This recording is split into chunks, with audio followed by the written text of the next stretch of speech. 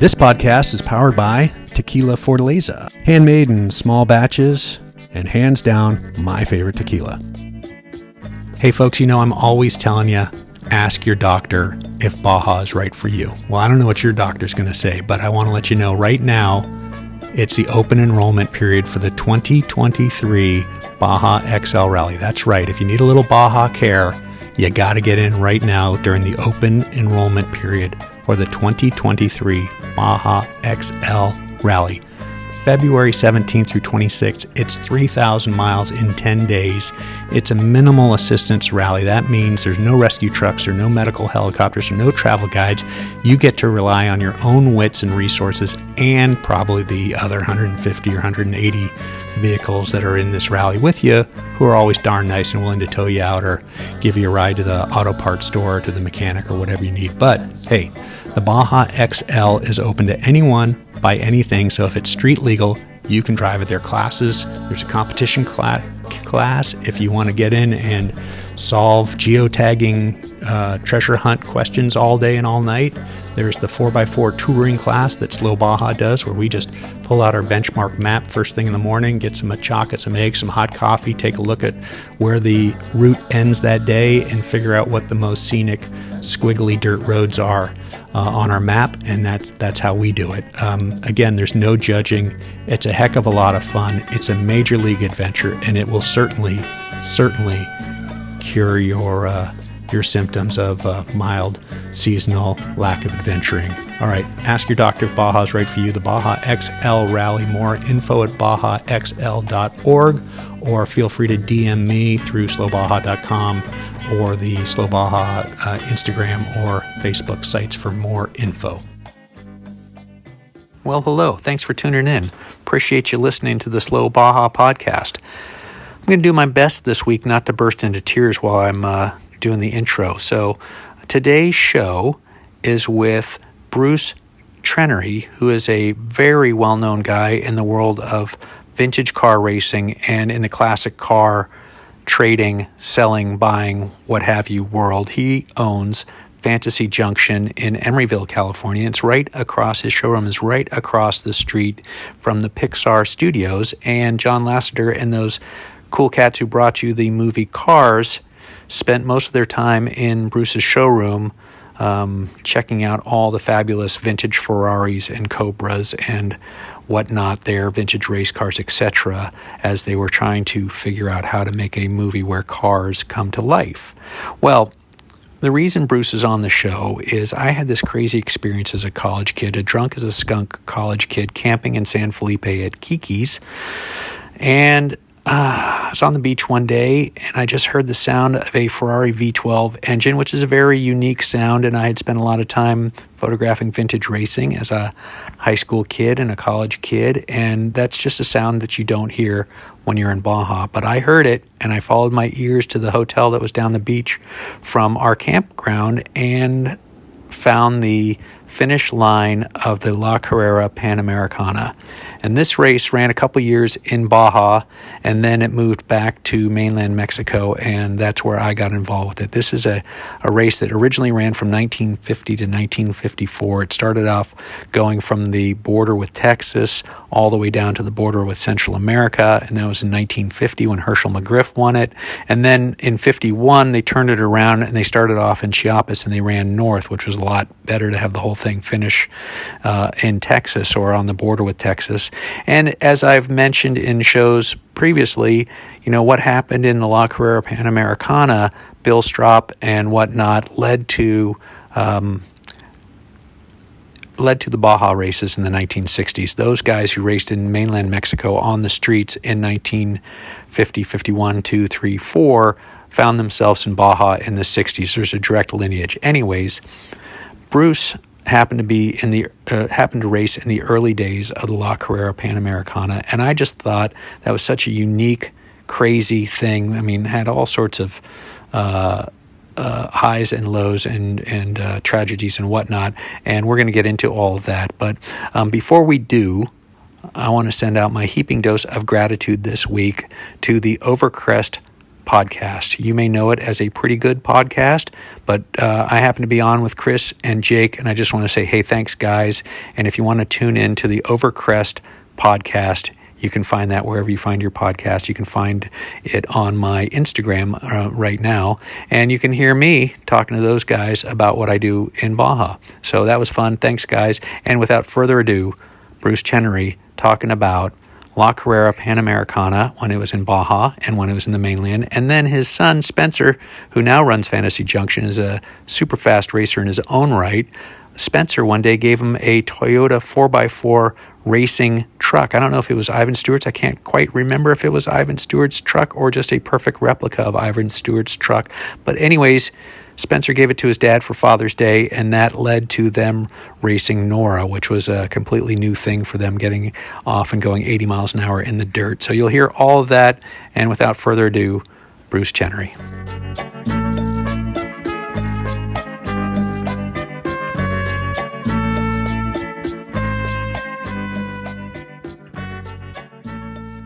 Maybe you can tell me who you are and where we are and why I'm here. No, wait, that's my part. You tell me who you are. Michael, this is Bruce Trenery, and we're at Fantasy Junction in Emeryville, California, where we sell exotic old racing cars and street cars. Yeah, we are. It's a spectacular spot, and I'm delighted to be here, and thanks for making some time for me, Bruce. I'm just going to get out and say it. Bruce Trenery, Fantasy Junction, you're a longtime leader in the classic car world, buying, selling, trading, racing. You know everybody around the world, if you ask me. My butcher strongly recommends you. I think from your butcher we bought a 275 GTB4 in about 1982. Do you know how many sausages that is and how many beef bones for my dog? But that was for $42,500. I remember specifically. He probably wishes he didn't sell it. Well, Ron is an awfully good guy, and his son Ron and his son Mike traded Ferraris, and Mike gave Dad the Dino, and Dad gave Mike the Daytona when Daytonas were $350. He sold the Daytona and bought a house, which was part of the plan, and then years later, I think they just got rid of the Daytona the Dino a couple years ago. But enough about my butcher, Bruce. Ron Spinelli. Yeah. I was there today seeing his son Mike. We're here to talk about you, and we're here to talk about a couple of things that really interest me. The early days of, did they call it the La Carrera Classic then? Is that how they referred to it? Ensenada, San Felipe. And was that 86, 87, 88? Do you remember specifically? I think it was 87, 88, and 89 were the years that I did it. Okay. So I was a college kid on spring break in San Felipe, camping on the beach. And, I had spent my high school years working for the PR director at Sears Point and really loved going to the vintage car races specifically. So had been at Monterey in 81. I'd seen Fangio drive the Mercedes. I saw Sterling Moss, when he was just a guy standing around, Carroll Shelby, Phil Hill, these guys just driving cars that were 20-something years old, that maybe 30 years old, that they had been famous in at one time. Sure. And I loved that more than sort of modern racing, even though the 80s, like the GTP car, looking at this Porsche sitting here, those cars were pretty neat too. But sure. I was very unaccustomed to hearing the snarl of a Ferrari 12-cylinder motor in San Felipe, in Baja. So when I heard that, I went sort of terrassing from my beach drunken, beach chair to the hotel that was the actual end of I guess it was the end of, you'd stop the stage and then you spent the night there or something. Right, that's right. And had to go take a look at the cars. So tell me how it came about. Had you been to Baja at all before you did those events? Sure. My parents took me down there in 1957. Well, that's even better. Let's get on to that. Let's start. Let's start with, you were born in 48, baby boomer. Yeah. Anyway, so I used to go down there and actually get upholstery work done in Tijuana when I was in high school. and make it a weekend trip, drive down there and do it and come back. So I always like Mexico. You're driving down from Berkeley. From Berkeley. So that's a full day's drive to Tijuana. It's about 600 miles. Yeah. I'll be doing it next week. Land Cruiser. It's a long drive. It's a long ride, yeah. Yeah. Okay, so you experienced Baja in the 50s. 50s, early 60s, yeah. I mean, but not, I didn't do the Baja 1000 or any of that stuff. No, of course. Yeah. How did your parents, and what was, folks, we're in the showroom here at Fantasy Junction.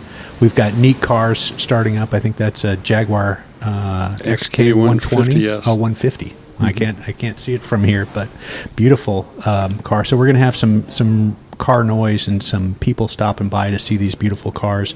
There's a beautiful 427 Cobra behind Bruce, and is that a 962? 962. It's $1 million. $1 million one. One, yeah. All right. So back to 1957. Why were your parents taking you to Baja? My dad was in the insurance business, and it was interesting because my mother had read all about trials and tribulations of people running around in Mexico in cars. So he left the car in near San Diego, and we took the bus down to from Tijuana to Ensenada. Okay. And it was a night bus, and it broke down in the middle of the mountains. So we were sitting in the middle of a road, 2-lane road at night with no lights in a broken bus. And I can remember my mother giving my father a pretty hard time about wanting to come to Mexico. But that was just the beginning. I mean, it just kept going from there. There's always some big story whenever you go to Mexico. And did you just take a little beachfront bungalow in Ensenada there? Because in those days the beach was right at the downtown. That's right. Right where the casino is. We stayed in a motel, and we were right on the beach. And Jack Dempsey had a gambling casino that had gone bankrupt and was filling with sand from the beach. And there were a lot of dead sea lions that had floated up. And I found out why that was, because we went deep sea fishing with my father. And when we hit a school of barracuda and they started to get caught, the sea lions would come up behind the caught fish and just take one half of the fish away in one bite. And the deckhands would go and get a 30-30 and fire off the back of the boat, and that is probably why the poor things were floated up on the beach there. Yeah, that was before the Mexican Marine Mammal Protection Act, I'm sure. I think it was, yeah. They needed it. Wow. And what were those early impressions? You're 9 years old, you're in a foreign country. You could buy rockets. We could fire rockets off at night. I like that. And firecrackers and stuff. And it was just pretty loose. And then I think I went down there again with a church group. And we used our student body cards to rent motorcycles when I was about 11. And I think somebody filled one up and forgot to put oil in with the gas, and it seized. We had to walk that one back. But, I went down several times before I started racing down there. Yeah, okay. Well, don't hold back, Bruce. If you've got an early Baja story from the 50s and the 60s. The other things we did was we took when I was in graduate school, which was earlier, 71, a friend of mine had a bread truck converted into a camper van and said, I'm going to Mexico, and that was the end of graduate school. And I remember we spent a lot of time in Guaymas, where they filmed Catch-22 out there camping on that cove. And we had a good time with an old truck. One of the things I remember about Mexico was that if you broke something, it wasn't really a big deal. You could always get whatever it was fixed for almost nothing. And I think we broke a rear spring in the truck and got that fixed, and then we decided to do a whole brake job in the truck while we were at it. And I think the whole bill was less than $100.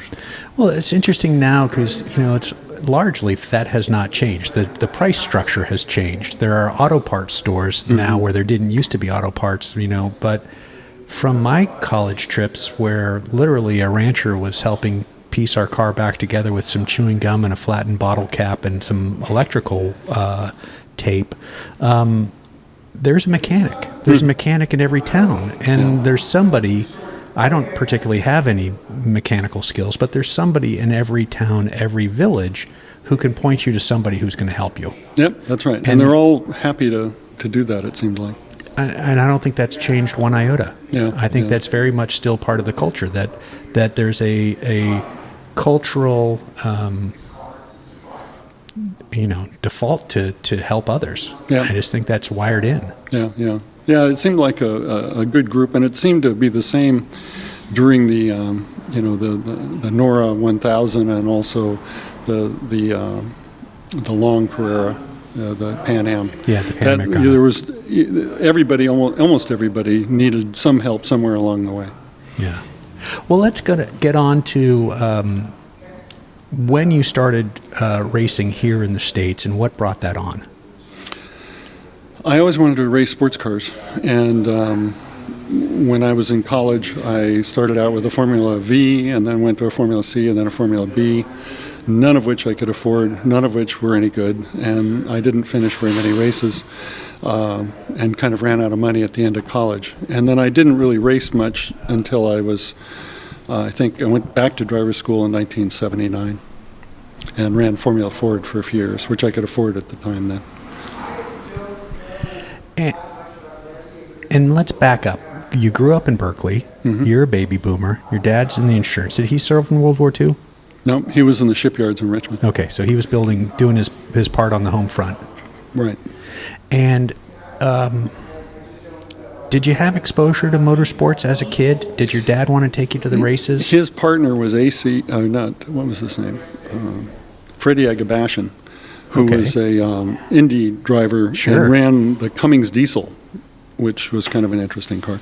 And he ran other Indy cars and finished second once or maybe even twice. But when Vukovic was killed in '55, he retired at that point and became an announcer. So we always listened to the Indy 500. That was one thing we did together.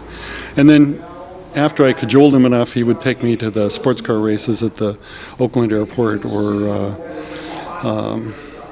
Buchanan Field in Concord or something like that. And then my uncle had a dealership in Richmond where he had MG, Willys, Jeeps, and Piper Cub airplanes. Wow. Nice mix. And they had a sprint car team and a midget team. So we used to go to watch the sprint car races once in a while. He didn't drive. He had professional drivers, but then they lost 2 in one 30-day period. And they kind of got out of the racing business after that. And did you have aspirations early on to get in a car and do that? Before I was 10 years old, for sure. Okay. And in fact, by the time I was 10 or 11, I had talked my parents into a go-kart, and we went to Rolling Stone and go-kart track out in Pittsburgh, and I drove around there to my heart's content. Gotcha. And you've obviously extended that to Spencer, your son, who's quite an experienced professional racer. Yeah, he's done a lot, and he also started in go-karts. Right. And then went to motorcycles and cars when he was 16. And yeah, I'm very proud of him. He was the youngest pro champion at 17 when they allowed you to get a FIA license at 17. And then he was racing prototypes with me at Daytona on the 24-hour when he was in high school. So that was cool. Astonishing. I mean, I remember you telling me about the La Carrera when I was totally fixated on doing this and saying that I think Spencer was 13 when he was your navigator at 12. Yeah. And the last time I did it, he was the navigator. Yeah, and so he's signing autographs, running 2,000 miles through mainland Mexico, and he's got to come back to 6th grade or something? 7th grade, I think, yeah.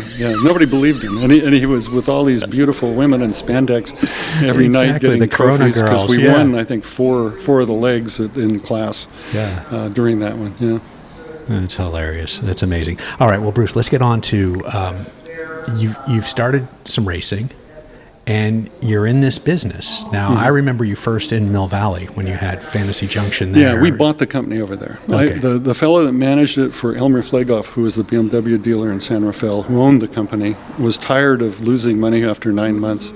And the fellow that managed it over there was Tom Renshaw. And he and I and another fellow bought the company from Elmer for $500. And that was the name? Fantasy Junction. We thought that we'd keep the name, not because I really liked it that much, but because Elmer had spent about $10,000 on advertising in the previous 6 months, and we thought it might have some recognition value. And that's the main reason we kept the name. And that was before internet pornography, so Fantasy Junction was totally a different thing. But, if I want to get through to somebody, sorry, folks. Who's calling? Bruce Trenery from Fantasy Junction. Can I tell Mr. So-and-so what it's about? And if I know who it is, I might say, it's about that massage bill, and then I go right through. Well, what possessed you to get into this business, buying, selling, Because I love trading? cars. Yeah. Love the cars. And the good thing about being in the business is that anything I did with racing, which was minimal as far as expense, I never spent what it really took to do it properly, was at least a business expense. So if you spent $10,000 a year, $5,000 of it was a business. You could buy things at half price basically, and then it went up from there. So do we need to jump onto your first car? No, I mean, my first car was a 47 Mercury with dead apples on top of it, with the doors tied together because it had been broadsided for $10. And I brought my own battery, drove away at 14. Kids can't do that today. Not as well. 14-year-old kids get to take Ubers, and then they get hand-me-down Auntie's Prius, and they've never had to fix a thing in their life, and that's what happens. So back to getting serious here, and I do want to get serious. How did this idea of doing a road race, an over 100 and something, 150 miles from Ensenada I think to it's Felipe? 150 or 75 because you go up into the mountains, down the other side over to San Felipe. I think that's about right. And there's a huge straightaway there, isn't there? At the end, yeah. I mean, you really get going. People really get going. I remember I've driven that road a few times. Unfortunately, in like Volkswagen vans, Toyota Coronas, nothing fast ever. Yeah. But how did that come to your attention, and why did you say yes? We were running vintage races up here, CSRG and HMSA stuff, and I was driving a Lancia Aurelia convertible. And I'd read all about the Mille Miglia and the Carrera Pan Am, and I'm a real Lancia fan. And Lancias did well in both of those races. Sure. And so when we heard they were going to have this race, I entered a Lancia Aurelia B24 in the first one. And do you have one over here? Did I see? Yeah, we have one. Yeah. We still have one that we own also in the next room. And those are $500,000 cars? Less, probably, a little. All right. 3 or 4. And anyway, I entered that, and then I talked to my friend Terry Larson, who ended up later racing Ds and Cs and stuff, to enter his those are Jaguar Arnold. Ds and Cs, folks. Yeah. He entered his Arnold Bristol, which was named Wacky after Wacky Arnold, who commissioned them being built.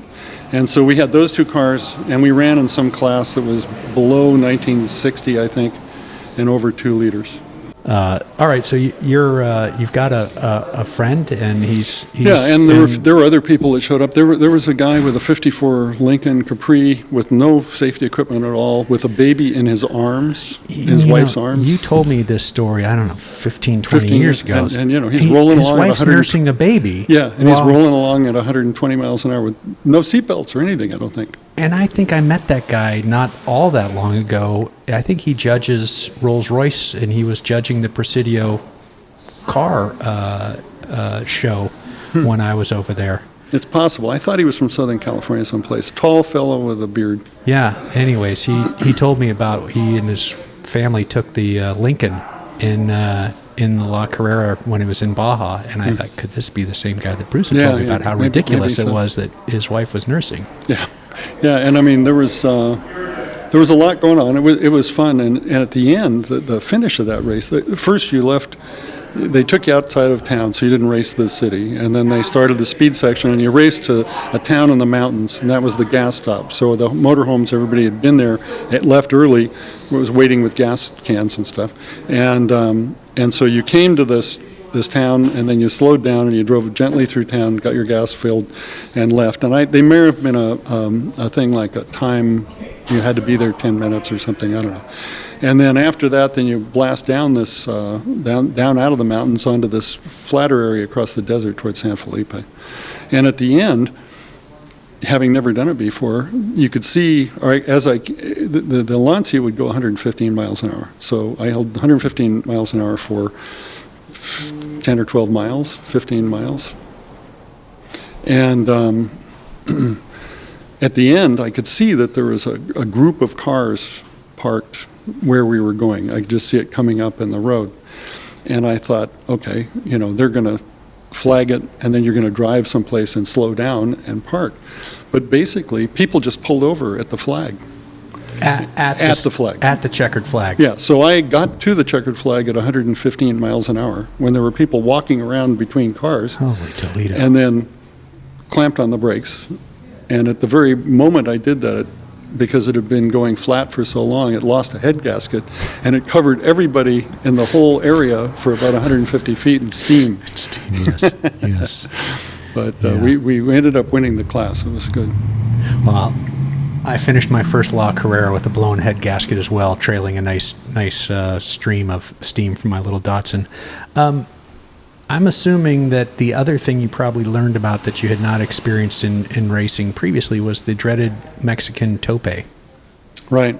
Yeah. And those just seem to be, there's one on each end of town, maybe 2 or 3 in the middle of town, and they just are not well marked. And they're very angular, hard speed bumps. And you're going to end up missing one and taking it at much faster than you should. Somebody will anyways. And did you have any experience with tearing a front end apart? Well, the last car we did in the short Carrera was a Genie Olds Can-Am car. Oh, of course. Well, that makes perfect sense. And in that one, with the topes, my co-driver had to have 2 2x4s or 4 2x4s behind his seat. And so we'd pull up to the tope, he'd jump out, put out the 2x4s, I'd drive it over the bank, over the 2x4s, and he'd go collect the 2x4s, put them behind the seat, and be strapping in as I took off. Luckily, most of the topes are in town, so you're not racing while he's playing around with seatbelts. But we had to carry 4 2x4s with us to be able to run that car in the short race. And who thought that was the best way? Who thought that was the best car for that? I happened to have it, and we were running it in vintage racing. But it was interesting. The car had aluminum moles with 4 Webers on it and a dry sump system. But it'll go to 7,000 RPM, no problem. But when you're going fast for a long time, I had to drive it instead of with a tachometer with the oil temperature gauge. So as the oil temperature gauge started to reach towards 200, I would just modulate the throttle. So we only got to run at like 5,500 for top speed instead of 7,000, which I counted on. But it'd still go about at 135, I think.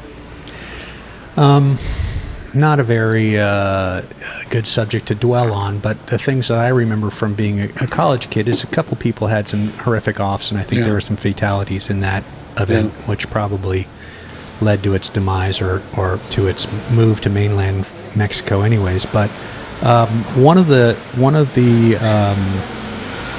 got a little road noise here. One of the stories that I do remember, and I'm not sure if it was 87 or 88, but there was an accident, and I want to say it was an IROC Camaro or Trans Am or something like, but a race car, an actual racing Trans Am Camaro. And as I recall, there was a Cobra, and part of the wrecked Camaro came through the floor of the Cobra and took off part of the navigator's foot. No recollection of that one? I don't remember that. That wasn't the year I was there. I remember with the Genie, there was a guy behind me in a Pantera with twin turbos or something, and nitrous and everything. Yes. And he was behaving, I would say, poorly, looking back on it. And when we left the town in the mountains, I told my co-driver, keep an eye out for him, right? And then he went blowing by us, and we didn't see him anymore. And then as the support crews came through, he had gone off the road in the mountains and gone down a huge gully and was upside down and on fire and dead. And then towards the end of that race, there were 2 people, I think they were in Porsches, 911s, and they were taking pictures of each other, videos or something, and somebody swerved, and I think 2 people got killed then too. Wow. So they lost, I think it was 3, or maybe both people with the Porsches, both cars got involved. It was either 3 or 5 people were killed on that one.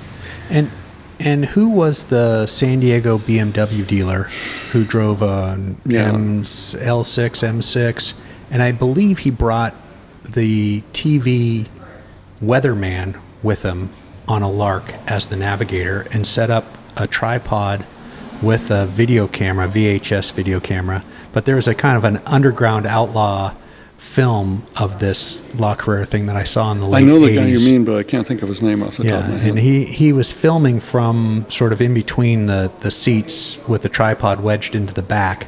And as I recall, the TV weatherman was absolutely howling with fear, squealing as he was doing 130, as I think, in that straightaway out to that was a fast section. That was, and if you were in a TR or something, you could be going 180 miles an hour or something. And can you define TR for the listening audience? Testarossa or something. Something strong and big. There was somebody that had some Camaro that was supposed to be able to go 200 miles an hour when I was doing it. And what were your takeaways from that? I had a good time, but I mean, I thought I did it 3 times, and I don't think I would have done it anymore. It's a long way to go. It isn't the safest thing in the world.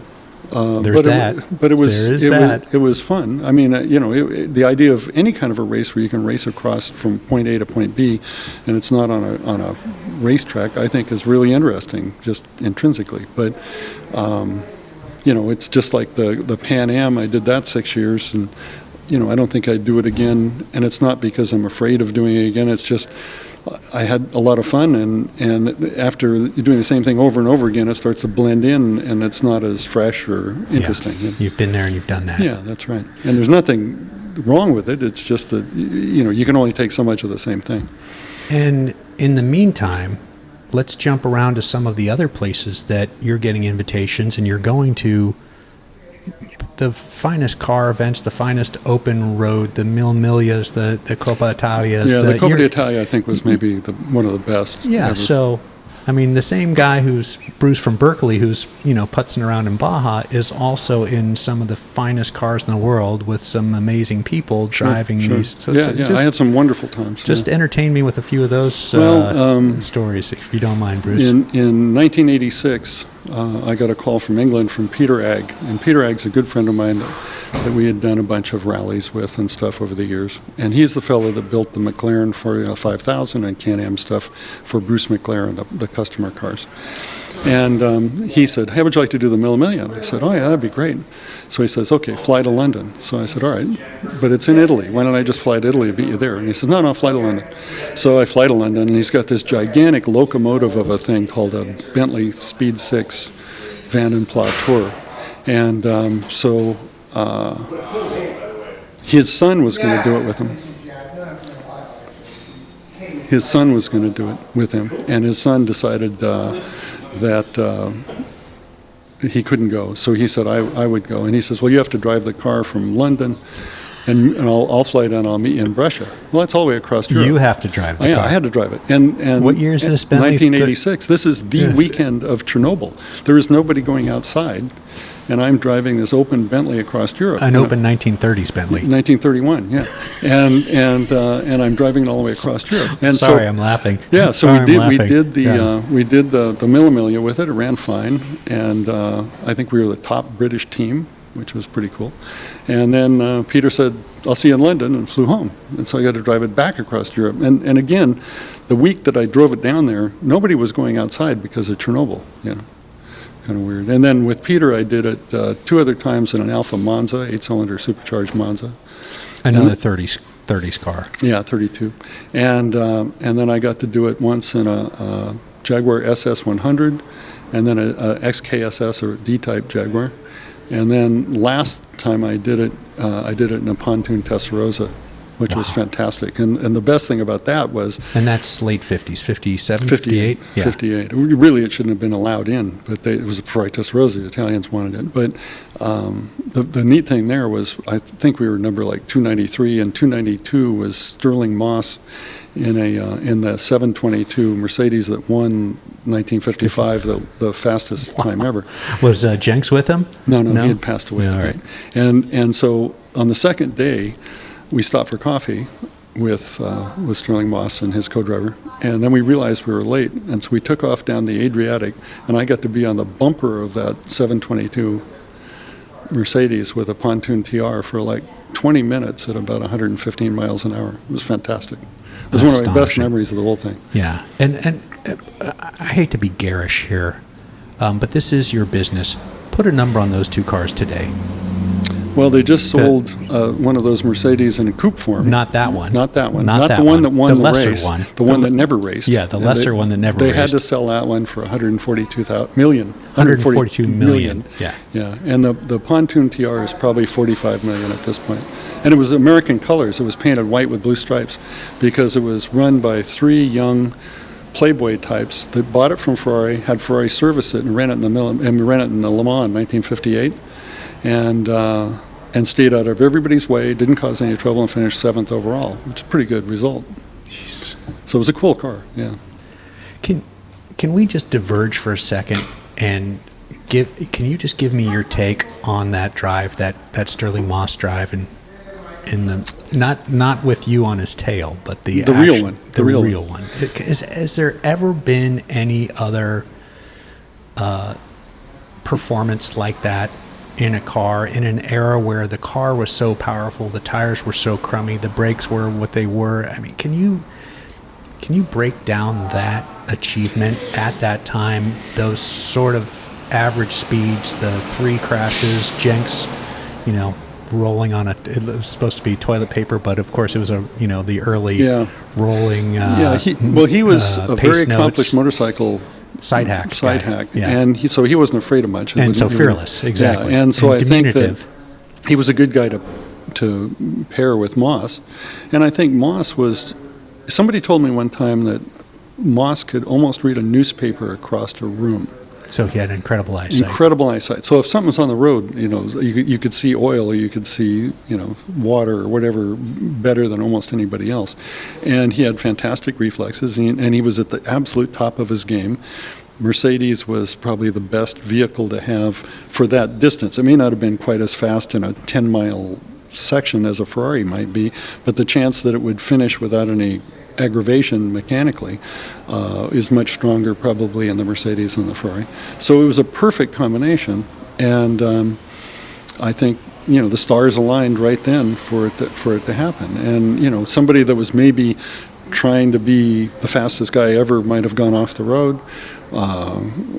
Somebody that had to look at his notes and then look up and was afraid to look back at his notes might have lost his place, unlike Jenkinson, and or the car could have broken. And so none of those things happened, and it was a perfect run for those guys, and it's one of the all-time epic racing stories, period. Yeah. I mean, there should be a documentary or a recreation or a CGI version of it. From what I read, Fangio gave him a little helper, something to kind of keep him awake, a little something. He didn't quite know what it was, but if Fangio took it, Moss said, I guess I should take it too. I heard something about that, but I wasn't aware exactly what he ended up with. Yeah, a little speed maybe. Yeah, a little speed, and I mean, he stayed up and he drove all the way on to, I forget where, I mean, maybe to... he drove it back to Germany. Yeah, I think all the way back to Germany after the event. Yeah. So 1,000 straight, plus probably didn't sleep the night before, plus, right on back to Germany following the event. Yeah, incredible thing. And I mean, that particular car, I would think, is maybe the most valuable car in the world. Well, if the one that didn't race is 142 million. Yeah. I'm glad I didn't run into the back of it. Things you think about, don't you? I didn't think about it at the time. We were worried leaving the Testarossa outside of hotels because somebody could steal it. And that was an interesting car because the fellow that owned it had traded a Swiss fellow, the Ferrari 375 Plus, the 1-2-3 car that Maglioli had won the Mexican road race with, 1954, the last one, which was a pretty epic event in itself. And he traded him that car, and he had, quote, I have to take in this Testarossa for like $2 million. So that's why we had the Testarossa. It was already in Switzerland. And interesting story on that, when we were driving it down from Switzerland to Italy for the Mille Miglia, and it was Wednesday afternoon, and we were just about to the Italian border when the thing felt like it jumped out of gear.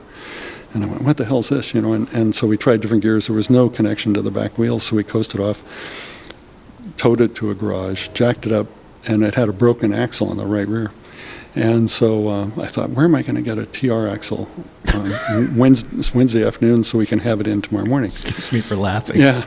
So I thought I'd sold a Tour de France, also 1958 250, to a friend of mine in Switzerland. So I didn't want to call him, so I jumped in the rental car, drove all the way back up to northern Switzerland, banged on his door and said, Bracky. And he goes, hey, what are you doing here? And I said, where's your floor jack? And he goes, what? Where's your floor jack? I need an axle out of your car. And he goes, but, I mean, this is a lot of money, $1 million for the car in 1980. Yeah, in those days, for sure. And those are 10 plus million. Yeah. Anyway, so he wasn't very excited about me taking the axle out, but I didn't really give him a lot of choice. And I banged the axle out in about 15 minutes, wiped it off with a towel, and jumped in the rental car and left. And he was like sputtering all the way to the rental car going, you have to bring it back, you have to bring it back. And then we got down to the TR, and I slid it in, and it wouldn't fit. It was too long. So I cut it off. And we finished the event, and we drove over to Monaco after the Mille Miglia and watched the Grand Prix races, and then drove back up to Switzerland and dropped the TR off. And I told him I'd buy him 2 new rear axles. Yeah. Well, I guess you know where to get them, and it's nice to have friends. Yeah, well, yeah. Cunningham makes them in DK Engineering, and his was starting to twist where mine broke also, and so he got 2 new ones out of the deal. It wasn't a loss, but I wasn't going to go. My friend came from Australia, and we came from California. I wasn't going to go home because I wasn't going to cut a half an inch off this axle. Right. Yeah, exactly. Do you think anybody today doing the Mille Miglia in these pre-1957 and older cars, or in your case a 58 Testarossa Ferrari, that you said is maybe a 40-something million dollar car today? That just boggles my mind. It just boggles my mind because used to see them sitting up at the Fairmont for the California Mille when Martin Swig was running that, and who's the Tony, and what's his wife's name? Tony Wang. He still has that beautiful yellow one. Yeah, he still has it. Yeah. I would take my son over there when he was in high school, and we'd always show up late the day that they all drove away. I would drive him over there and let him see them all drive away, hear them start up, hear them take off, because it's only a few blocks from our house. And Tony's car was there. He wasn't there. It was, whatever. It was raining. He didn't come. He didn't bag, but the car was sitting there. And here's, my son, brand new learner's permit. And he thought, well, I can take it if you need me to. But it's a beautiful, beautiful car. But lovely thing. I digress. Do you think that participants today in the Mille are driving their cars down from Switzerland or England or wherever, or is it like Monterey and they just all show up in a transporter? I think most of the cars come from such a distance that they probably show up in a transporter. But I think that a lot of the Italians probably drive their cars there, and I think probably a lot of the Swiss do too. It's a good time out. Yeah, and if they did, they'd have more of a chance of finishing the race or the rally without a problem. And that's because that so many of these people are so afraid to drive these cars, they don't test them. And if you don't test them, the things that can go wrong in 1,000 miles are a lot. Yeah, they're going to show up. Well, let's get on to the 1,000 miles through 2,000 miles through mainland Mexico and the La Carrera. From the Carrera Classic in Ensenada to San Felipe, that eventually moved back to mainland Mexico to recreate to run the route from 1950 to 1954. The first time in 50 they went north to south, and then they realized what a disaster it was to have everybody on the border of Chiapas in Central America, after this week-long road race. So next year they started in Chiapas and went back, and that's the way I did it, and that's the way that you got to do it. But tell me about those 6 years that you ran that. When I ran the one of the races in Mexico, this must have been 1987. We heard that they were going to run the next year or that fall. I can't remember whether the Classic was in the spring and then it was going to be the fall that they were going to run the long race. And I was told that the cars had to be made before 1955 to qualify. And so I had purchased, when I was down in Mexico, I met Chuck Tatum, who built the Tatum Special, and he was going to try and run it with his son-in-law, who helped him pay for the restoration of it. And it wasn't ready, so they were mad at each other, and I bought the car. And it was a 53 Tatum Special with a GMC, a big sports racer. I thought, perfect, I'll use this. But then there was no trunk, there was no place for anything, and it was rough as a cob as far as how it was sprung. So it was really a track car, and that wasn't going to happen. So I thought that the cars I had in high school that I loved were Hudson Hornets, and I remember that Hudson Hornets had been used in the Mexican road race. They'd also been used in NASCAR successfully during that period. So I went out and found a Hudson Hornet with twin H power, a 308 cubic inch flathead with 2 carburetors, and a 3-speed with overdrive. And it was an absolute star. So I bought that, and then I had it fitted with a roll bar, seat belts, the trip meter for the rally meter, and I put full metallic brakes on it, and a good set of Michelins, and thought I was pretty well ready. So that's what I took down the first year. That was the early days of the La Carrera, before it became full NASCAR under some old sheet metal. That's right. Yeah. That's right. Where cars were doing 180 to 200 miles an hour. That's right. No, this wasn't like that at that time. But it was good fun, and unfortunately, the organizers found a trucking company that was going to carry the cars from the American border at Mexicali, I think it was, to Chiapas. And so Loyal Truesdale organized this, and a fellow gave him a 356 Porsche. There was a Morgan that was Dennis Glavis's car. There was my Hudson, Loyal's Hudson, and I think Doug Mockett had a Lincoln. And the truck flipped over near Guadalajara and destroyed a couple of the cars, but seriously damaged the Hudsons. And so that race was way behind the 8 ball to begin with.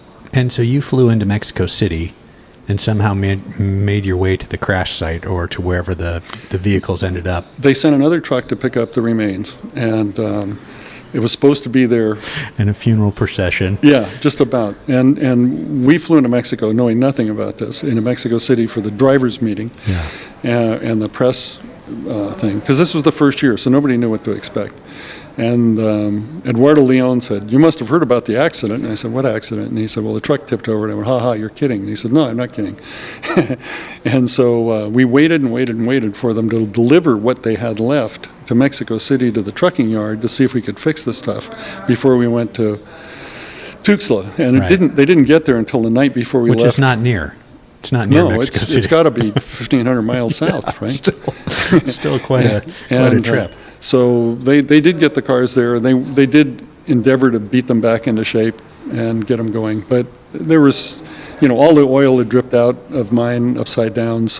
And the engine was moved in the chassis because the roof was smashed in, the glass was all broken. You had to climb through the window because the doors didn't open. It wasn't as pristine as I'd left it. And as I remember hearing the story the first time, which was many years ago, it was a pretty nice car when it left your hands. It was a beautiful car. It was maybe the nicest Hudson you'd ever owned, had, for sure. Yeah. Most of the Hudsons I had, it cost me like $80 to $100, and I paid $10,000 for this one. Yeah. It was a really nice one. Yeah, a long time ago. Very sad deal. Well, you did it 6 years in a row. Right. Can you take me through a couple of the highlights? You were there for the epic Pink Floyd years. You were with your friends. I was with Peter Agg in a Porsche. Yeah, you were there with your friends, and I think the feeling, at least in the La Carrera circles, is after was it Mark Knopfler from Dire Straits went off in a C replica. They had a couple, broke his leg. Yeah. Here at Slow Baja, we can't wait to drive our old Land Cruiser south of the border. And when we go, we'll be going with Baja Bound Insurance. Their website's fast and easy to use. Check them out at bajabound.com. That's bajabound.com, serving Mexico travelers since 1994.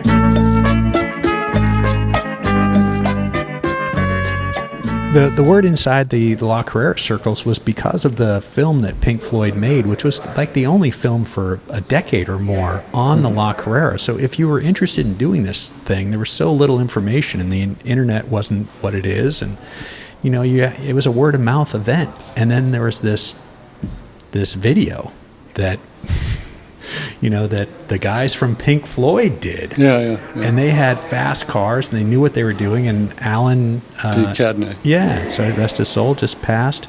Alan Ducadney was sort of the what would you call him? I guess he was sort of like the host of this thing. Did most for the English guys. Yeah, did most of the talking, and I think they really scared a lot of people. Scared them. I think that such a well-prepared team with such phenomenal cars endured such difficulties that they say it always knocked down the entries from England. There were never more than one or two potentially from England, and America might have 30, or Europe might have a half dozen or 8, and Canada might have 15. So. I never felt that. I mean, I thought that probably helped it more than anything else, because it added the star power. Sure. Nick Mason and all that. Yeah. And great soundtrack too. Yeah, and I think that to me that brought it forth in everybody's consciousness. I mean, we were talking about this the last time we talked, which was talking about Loyal Truesdale. Mm-hmm. What a great character. What a character. One of the all-time characters I've met in my life of 75 years is Loyal Truesdale. I mean, unbelievable character. And he, he was the liaison for the Americans, and he was loose as a goose. And so if he told you something was going to happen on Thursday, it might be Wednesday, it might be Friday, but you can almost count on it not being Thursday. But I loved him. I mean, he was really fun. He organized all the hotels and stuff for Eduardo Leon, and so he would do a calculation as to how many people would drop out on a given day, and he just subtract that many from the hotel roster, so that he didn't have to pay for so many hotel rooms. So if you showed up late, your hotel room would be given away to somebody, right?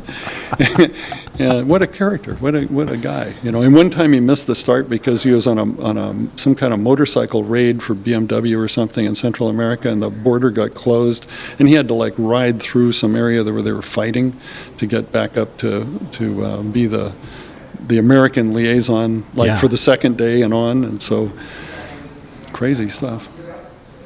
Well, you managed to make it through 6 2,000-mile events from all the back roads, the beautiful back roads of lovely. Colonial Mexico. It's truly a stunning thing. I saw it. Staying in Oaxaca, staying in Zacatecas. Yeah, I mean, places that, again, I was in Zacatecas when the race came through. We were just talking about that, and that's where I met Conrad Stevenson. His car was on the trailer already, and that's where I met Doug Mockett. And I said to Doug, who's, he's professorial in his appearance, kind of white, longish hair and spectacles, and I said, do you see any speed on this race? And he's driving a 53 Oldsmobile, and he said, I was doing 165 today coming in from Aguas Calientes. And I'm looking past him at his Oldsmobile saying, you're doing 165 miles an hour in that. And then I think, well, maybe he's pulling my leg or exaggerating, and he has just deadpan affect. No, 165. So I start to qualify him. I'm like, well, what else do you race? Oh, I have a vintage Formula One car that I keep in Europe, and then I have another vintage Formula One car that I keep here in the States. Yeah. And so I said, well, how does the La Carrera rate? He said, it's the best week of my life. Yeah, it's great fun. He said, I've been going through a horrific divorce. This is the only time that I don't think about it, and I'm here, and it's absolutely the best week of my life. And he said, whatever you have to do, whatever mountain you have to move, do it and get into this race. Mm-hmm. I think that there's a lot of events like that. I mean, the Coppa d'Italia was like that. I think that there's probably events in South America that are like that, they're epic. And Mexico is certainly one of them. There's no question about that. The best builder that built the cars that I have the most faith in was John Ward. Oh, yeah. He built an Oldsmobile Fastback, I think, for the first year, that was so outrageously wonderful that one of the English guys just couldn't believe how fast and wonderfully constructed it was, and bought it and took it just to drive on the King's Road in London and blow them all away. And he bought it from him, I think. And then he built all the Curtis 500K Curtises that I think Zambrano drove one. He won the race in 1989 with one. And then I bought that from him. And I thought maybe with Spencer I'd try and win the race, right, instead of just go along and have a good time. And but my feet were too big. I couldn't. He had to wear like ballet slippers or something, and he's not as big as I am. There was no way I could drive the thing, competently. And you moved that car a couple of times here. Is it the 55 Curtis or 54 Curtis? 54 Curtis. 54 Curtis, but it didn't actually race in the race or something, I remember. No. It was built, it's a continuation car with the blessing of Arlen Curtis, the son, Frank's son, and John Ward built them. And John Ward built, they were fantastically built. Yeah. He won the race with his wife, who never read him anything from a route book because she was afraid she'd make a mistake. She'd just sit there and knit, and he would drive the cars whatever he could see, and he won the thing. And I know he said it went 180 some miles an hour. And so, folks, this is John Ward, who builds cars for Hollywood, not John Ward, who builds the Toyota Land Cruiser Icon 4x4. Different John Ward. Yeah, this John Ward built the Knight Rider TV car. Yeah. But he also ran with Jerry Titus in the Daytona 24 Hours 1969, finished second overall in a Pontiac Trans Am. So when I was digging into doing the La Carrera in 2006 for my 40th birthday, a video was circulating on the internet, and it was Ward, and I believe it was a Studebaker, getting clocked at just over 200 miles an hour, but he had already had a fire, and there wasn't a hood on the car, and he's doing slightly over 200 miles an hour. Yeah, and no rear window either. And this is where I'm thinking, and I'm going to do this, I'm going to do 105 in my Datsun. Yeah. But I mean, the point is, you'll miss the first beer at the end of the day, but that's about it. Everybody will have a good time. Yeah. And I was going to get to the finish line, which was the goal for me, to to participate and to do it. Hey, let's jump ahead to that Father's Day gift that Spencer gave you. The Toyota. And doing something completely different after, I don't know, were you 60-ish, 65 years old when that occurred? Yeah, that's about right, 65. Fairly interesting leap that you made.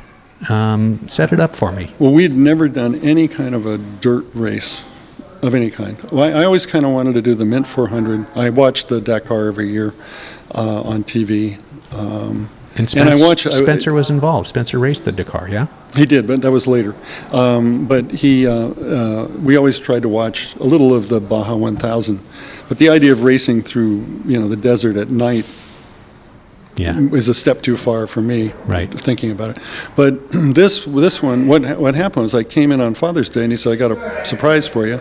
And he had an Ivan Stewart truck, a replica Toyota. And so I was a little trepidatious, to be honest with you, because we'd never done that before.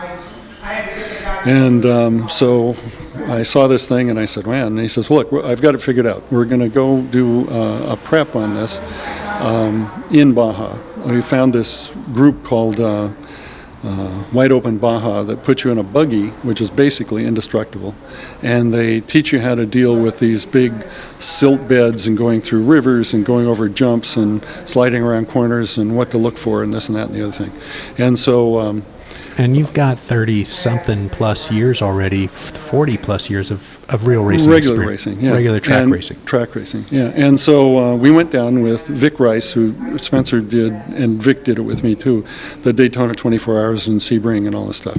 And his son. And we had a hell of a good time, and I would recommend it to anybody. And you went down to Cabo. You went to Cabo for Wide Open Baja. Yeah, 3 days, I think it was, or 4 days. And when we came back, we knew what it felt like to slide around in the dirt and stuff, and how to get through some of these big ruts and things like that. And so when we went down there, we thought we were absolutely ready. And at the start, you start out of Mexicali, and you start on this flat pan, a dried lake. And we were lost within 500 yards. We were on the wrong road. I couldn't believe it. Well, that's the problem, because there's tracks that go everywhere. Every which way. And sometimes they all meet up again. Yeah. But if you're following tracks, I always say go for the freshest tire tracks. Yeah, that makes sense. That's the way I always we were trying to follow somebody. When we were following a guy, and it turned out he made a mistake too, so that both of us turned around. We were only off the track for 5 minutes maybe, but if that. But it was shocking to see how quickly we could get lost.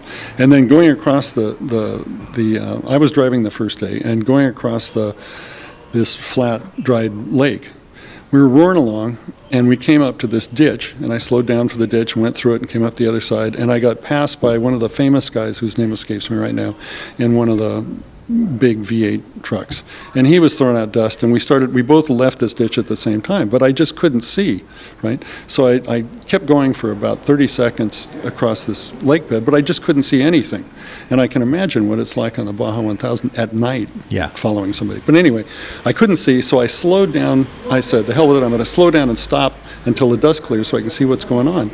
And when I stopped the truck, in front of the truck, within 5 feet in front of the truck, was a steel pole buried in the sand straight up that I happened to stop in front of. Do you have a regular relationship with luck? Yeah, I do. I mean, later in that event, we were going down a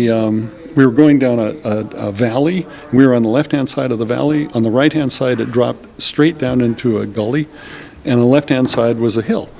And we went down this valley as far as we could in high gear, and then there was a quick left and a right along the side of the hill. And as we got down there, I hit the brakes, and the brake pedal went to the floor, and I didn't even have a chance to pump it before we slammed into the bank with the left front wheel on the left side of the car. And then I limped off with a flat tire and no brakes and parked the thing. But if it had broken a couple of seconds later, when I hit the brakes, I would have just disappeared through thin air over the side of a hill. Off the ravine. I was lucky. Always been lucky. And you did that race again. We did it again. The first year, we actually, there was not much competition. There was a father and son group with this is a small pickup, imported pickup class, whatever it was. And this guy had stuffed a Chevy in it, in his. And so it had a lot of zip. We just had a V6 so that the thing came with.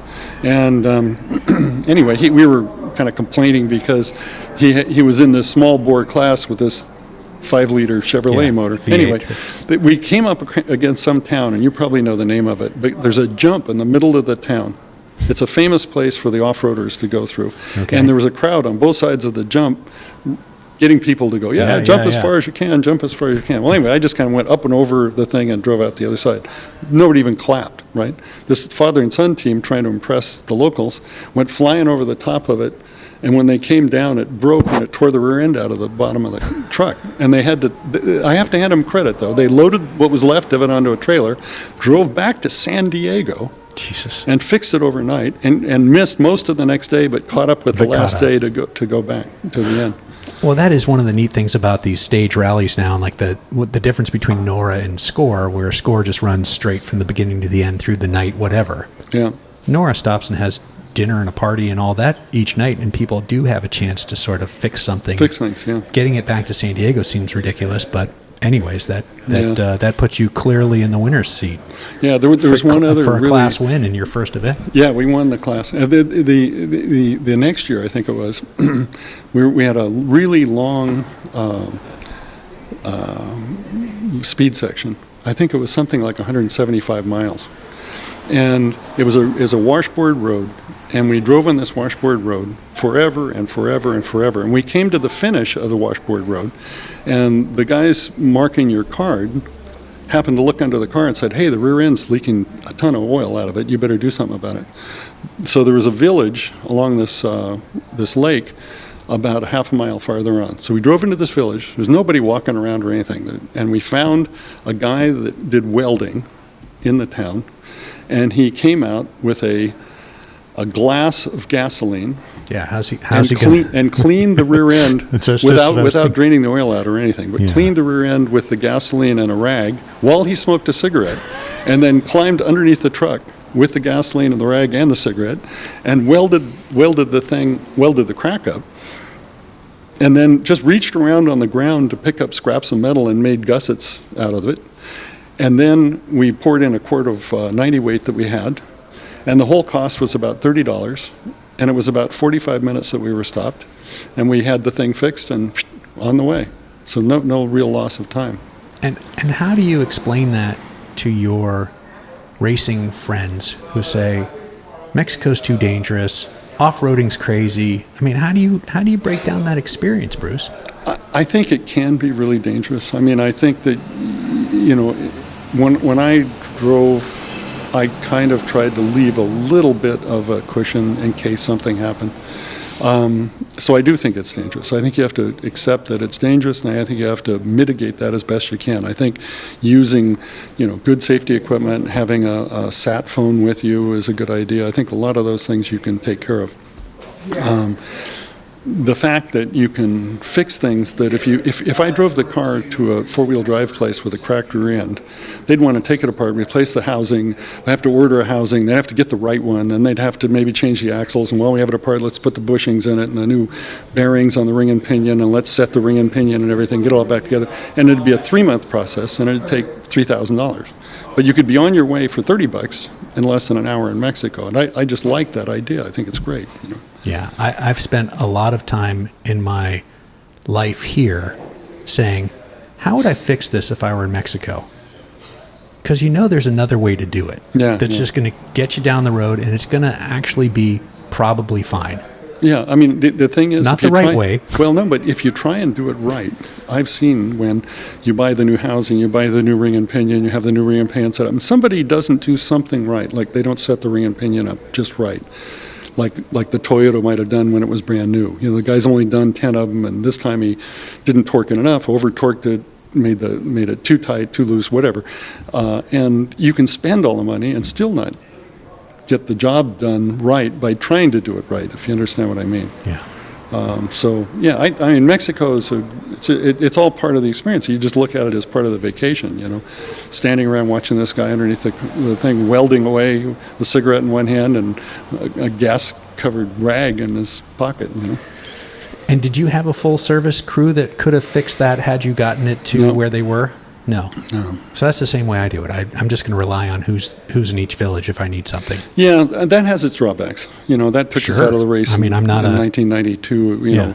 I'm not a racer. Yeah. I'm just getting through. It has its drawbacks, but you're not paying a hotel bill, airfare, wages, and all these other things. Second vehicle insurance, trailer.